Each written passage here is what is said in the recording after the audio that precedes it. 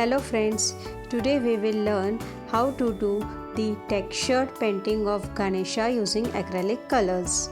Here I have taken 30 by 36 inch of acrylic board and I have made this textured white cone. Now the question comes, how to transfer our drawing on this acrylic board.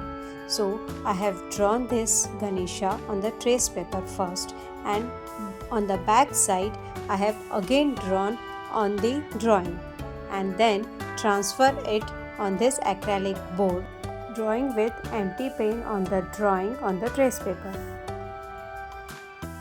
So done with the drawing on this stretched canvas. Now I will start doing the texture using this cone like this.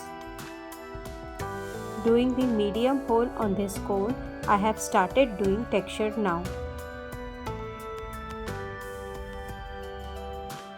I have started doing mukut of Ganesha first.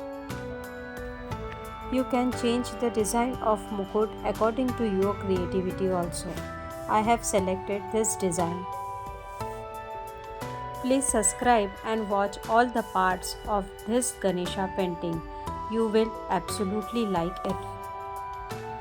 Do this texture very carefully because once it dries, we have no option to change any design or do any correction.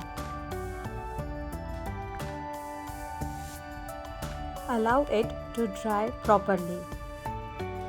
I have given a big stone-like effect in this mukut, so I have embossed this oval kind of shape little more, and other design is less embossed.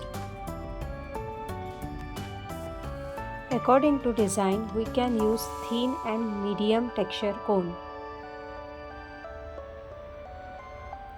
Hope you will like this design.